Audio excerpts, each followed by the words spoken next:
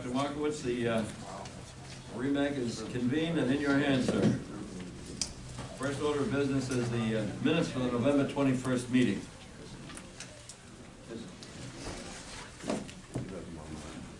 Motion to approve? Okay.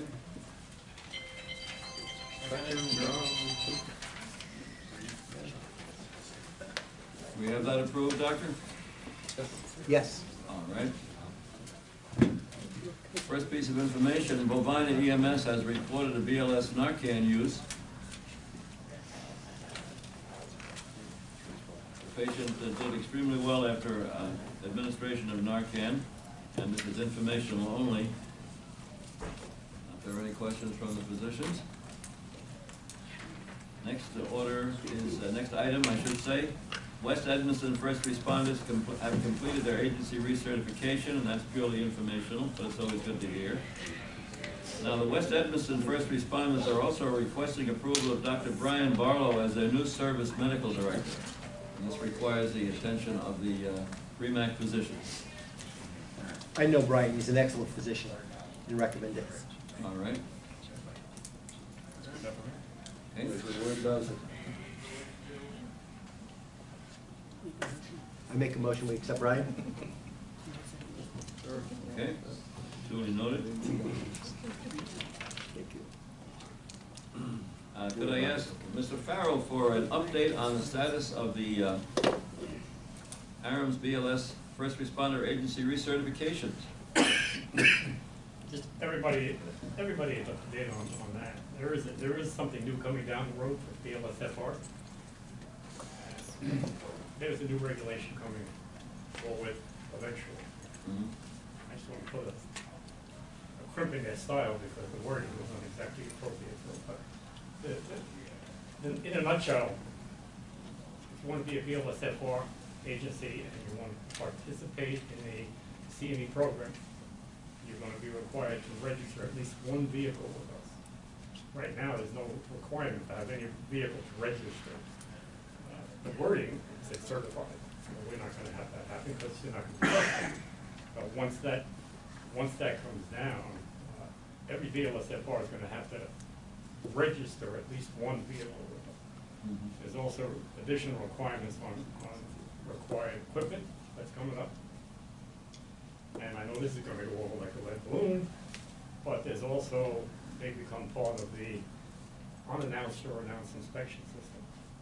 So, Mr. Fire Chief, the BLSFRs basically are going to be,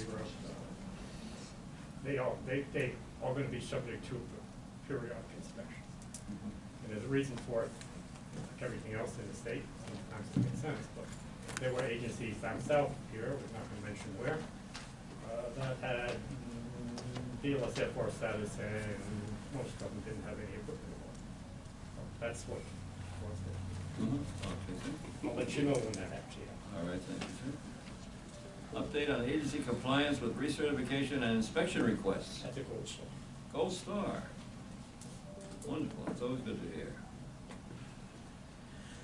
Update on status of ALS agency controlled substance licensing, hospital pharmacy involvement, and current medication shortages.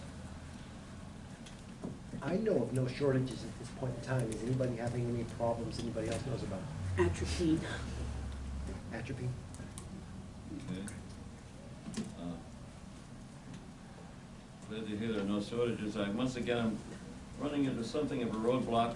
The speculator ambulance is running into something of a roadblock with the Nathan Latour pharmacy, who is not willing to issue us updates in our controlled substances because they claim we have to renew our contract with them. This is despite the fact that the state has renewed our agreement and granted us a new license for the next 2 years for controlled substances. More on that to come, attempting to contact the people in charge at the pharmacy. Status of protocol update training statewide and regionally. I put this down as discussion. I sent out to everybody, including the REMAC physicians yesterday, I sent out a listing of what I had for agencies who have complied with the protocol rollout, and have so notified us. And I put down there were 58 agencies. Actually, I was mistaken. Otsego and St. Johnsville were inadvertently left off that list, and that's my fault, and I apologize for it. We have a total of 60 agencies out of 106 in our region that have now fully complied with the state's protocol rollout requirements. I do not know what the census is statewide. Joe, do you have any information on that at all, by chance? Sorry? Do you have any information on how many agencies are in compliance statewide now? How many practitioners? Last I heard was about 75%. 75%? They're all allowing waivers, which you have to go through, you have to ask for. Mm-hmm. That's last I heard that for a while. Mm-hmm. On that list that you got, Phil, did you shoot out an email to all the people on that list to say, hey, we're not in compliance? I sent out an email earlier. I will resend again before the weekend. But everybody, all the agencies that I have emails for, which is just about everybody, all the agencies have received the requirements from Ryan Greenberg via our office on what is needed as far as protocol rollout compliance and compliance to the regional council, their respective regional council, and also to the state. The state, and I'm not quite sure why, to be honest with you, and I haven't had a chance to talk to anybody at the state level about this yet, because we didn't have our monthly conference call this month. But I'm not sure why, but the state wants the agency, once it is has taken all its certified people and put them through the rollout and done the patella reduction, video viewing, and so forth, they want them to notify the state again as well as the region.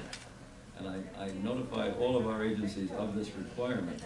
I'm not quite sure why the state wants them to do it that way, but because the state is supposed to be keeping track of the folks who do the rollouts. That's supposed to be an automatic thing online. In any event, I don't really know how this is going to play out in the long term, because I don't know how you can really enforce compliance. I don't. Yeah, no, I just. Well, the idea was, getting a 15-day earlier than the state, so we could send out an email saying, hey, you are not in, we put it 15 days to get you in compliance, to make sure everybody is in compliance. Right. We didn't get there. How about, let's see if we can send out another email to every one of the agencies that has not Sure. responded, and Absolutely. give them a little nudge to make sure that they are on the same page. Right, I will do that. I will really do that. My impression is that 60 out of 106 is not too bad, given the fact that this all happened over the holiday season, and given the fact that we have a large number of volunteer agencies. A friendly reminder would Right, be right. a great idea. I will be very happy to Thank send you, out sir. another reminder. We'll see how it plays out. I'll keep everybody informed, keep all of our members plus the REMAC positions informed. Phil, if we can just go back to the third item real quick. We approved him, but there is some framework in place to make sure that he has a current medical license in New York State. I can check that right now. Um, I can check that right on the Department of State website. He's a practicing physician at Bassett Hospital. Just, I mean, it would be embarrassing. Just give me a second and I'll, But- there's a lookup tool. Okay, that's a very good point. First time it's been brought up. It is, yeah, it is the first time it's been You brought gotta up. renew that thing every 2 years, and some people don't. I believe that there is a place on the application form for the medical director's license number as well as their name. Just give me a But second. that would be a good point. I have a copy that I can email you if you need. That would be, that's a very good point. Okay, no correspondence has been received that would necessitate an executive session at this time. And under the heading of new business, I don't want to usurp Victor Jones's privilege, but Vic Jones had some questions about maybe you could explain it, Vic, about the Tylenol and ibuprofen. The only question, not so much a question, was Bassett Pharmacy would not release those medications because it's not on the most current formulary. It is, but it's not posted. The website is showing 2017 formulary document. So I asked Bill if we could update that. And I will update the website formulary. I will get a copy of that to you, because we were gonna, that was actually an issue that we were talking about. Maggie's done a fantastic job working on the formulary, and we're gonna update that with, we wanna use either the cups or the single, or bottles, the plastic bottles. Remember, it's single use. You can get these in syringes, actually, where you put it in the kid's mouth and you squirt little by little. No syringes, okay? We don't want any accidental, any misappropriations of the medication. So either in a bottle or in the cups, but it can only be a single use. We've got that all set to come your direction, Phil, Okay, and Great. set up for the website, okay, as soon as I get that, I'll update our website. okay? And I can touch base with Bassett Pharmacy if that's necessary. Please. I usually hit them before the next rollout comes along, and you copy on that one. Okay, thank you. So you said the cups, are they just like the little Coast cups? The pharmacy will give you like little 5 ml cups, or the 10.15 ml cups. And so they're single use, you rip the little open, and you give what the appropriate amount to the kid. But we also used to get ibuprofen in syringes. Well, I don't I want have to kids, the syringes work much better than the cups. They really do. So you have to, if you have to load it up and give it to them, but I would rather you know that you're taking out of a cup and that this is not a injectable medication. Is You it don't want okay to hand use a somebody syringe out of those cups? You can, like, if you Yes. take your, Yes. take your little 10 ml, draw it up that way, and you know that it is an oral cup you're taking that from, and you're giving it to them in ease. You don't hand somebody a syringe. Okay, we just want to keep everything as safe and simple as we possibly can. Good. Is there something to, in the policy that prevents them from administering these to kids under 3 months old? It is in the policy. Yes, there is an age and a weight limitation on that, which has been added. It's in the protocol. So that, we'll get that your direction, Phil, and I will see to it that Matt over at the pharmacy gets it. Thank you, Doug. Stanford Joint Fire District responders are applying for REMAC approval for the use of BLS CPAP and BLS 12 lead. And I have the appropriate paperwork here, signed by a Dr. Markowitz, I believe. So I would ask I make a recommendation that we, I would ask the physicians if they would approve the Stanford Joint Fire District responders.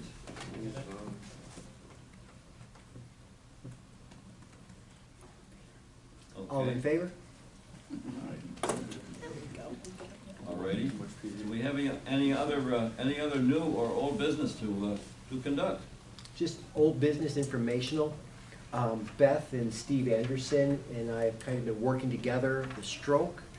When we laid our region out on a map and we looked at stroke centers, comprehensive stroke centers, and just regular hospital drip and chips, our region is so big, it's not exactly an easy way to approach this. Sitting down also with Dr. Daly, we kind of discussed the idea here that maybe we need to kind of come up with a little bit of an algorithm too, because you can go into your nearest hospital with a stroke for a drip and chip, as an appropriate if you're a long distance from a stroke center. The challenge is with the algorithm, if they are in Coumadin, now you've gone into a small hospital, which is against protocol to drip and chip if they're anticoagulated.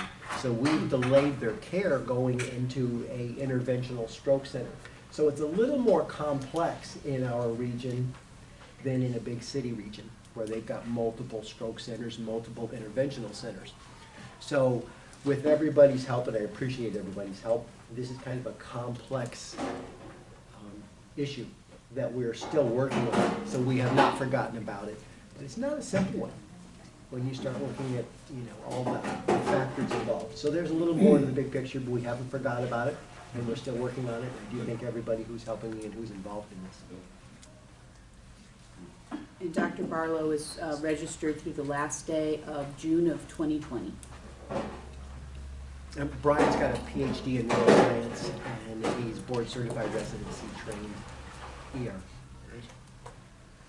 And could I, while we're still at the REMAC session, could I, as far as the protocol rollouts, everybody, all the members, including the REMAC, members, copies of the listing that I have, just add St. Johnsville and Otsego as being compliant.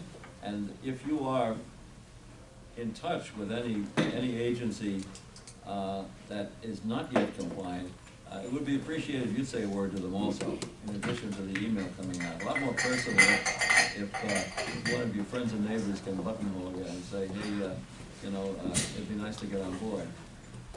It makes the region look better.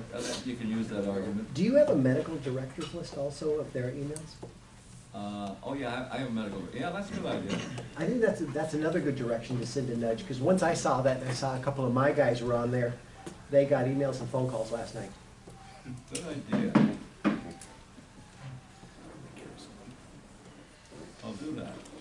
I'll copy you, I'll copy all the REMAC docs on what I send out.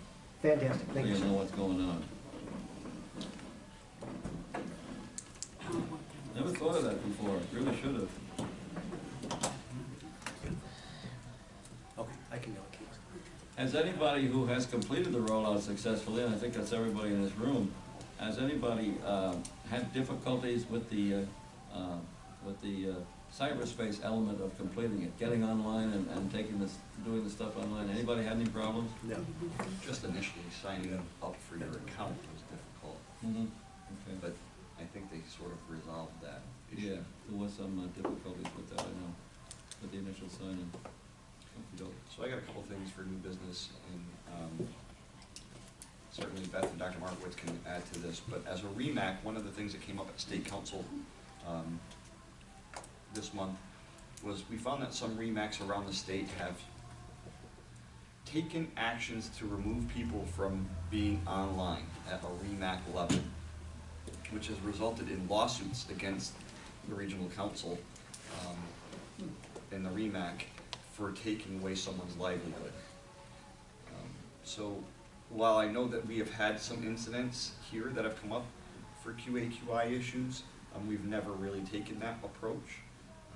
But it is advised until a new policy statement comes out that we don't take that approach. There can be an investigation right up to the point where there's going to be some sort of punishment. At that point, we need to contact DOH. There are means in which we can stop somebody from practicing. It just cannot be done at a REMAC level. It has to be done at an agency medical director level and or at a state level.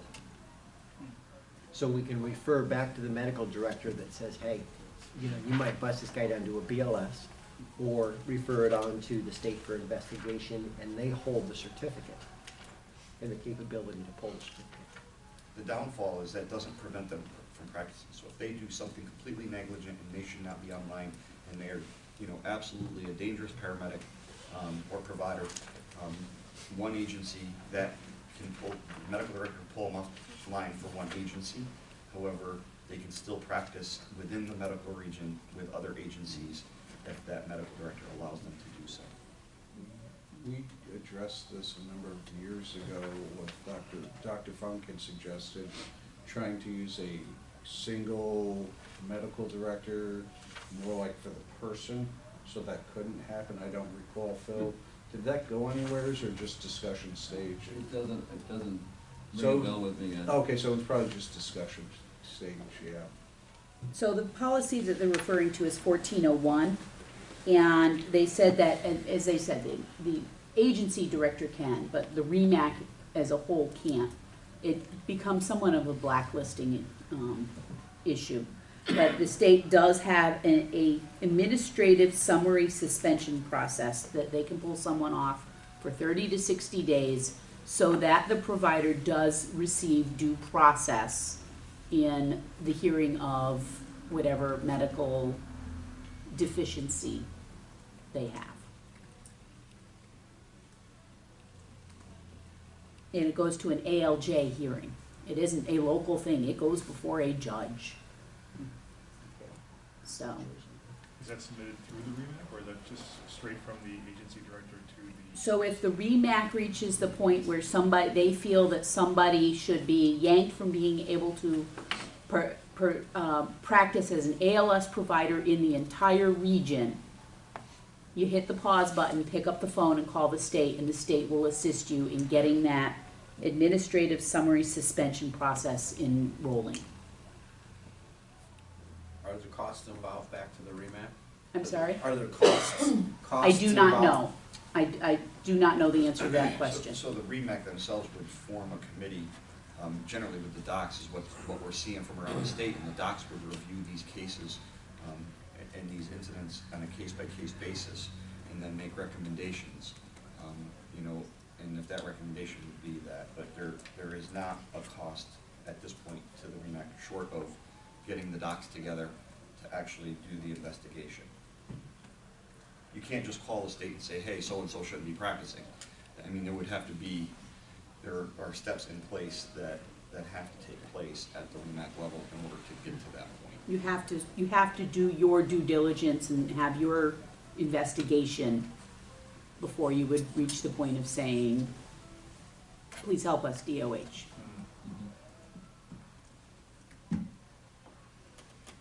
Which the irony, they do about, supposedly, this happens about once a day. In New York City. Once a day in New York City alone, ironically. So, and they are doing this frequently, and that's, Tom Fortune at Department of Health is gonna enjoy those phone calls, because that name was mentioned 1,000 times. Call Tom Fortune. And like I said, it's once a day in New York City alone.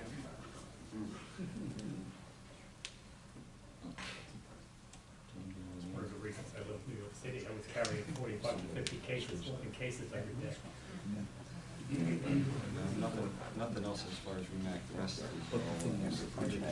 Is there anything, any other business that should be brought before the REMAC today? I think at the moment we're up to speed, sir, thank you. Okay. Would any of the doctors consider a motion to adjourn at this time? Motion to adjourn. Okay. Motion to adjourn at 11:40. REMAC stands adjourned at 11:40. Thank you.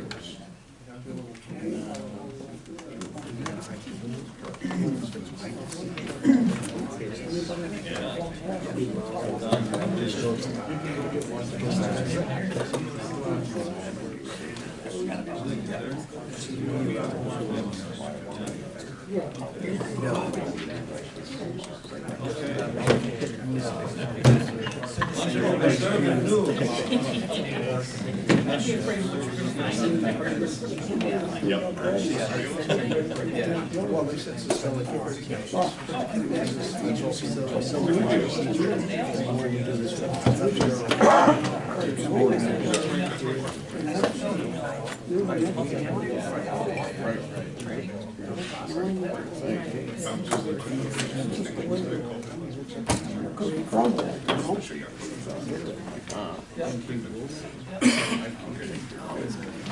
There was other issues.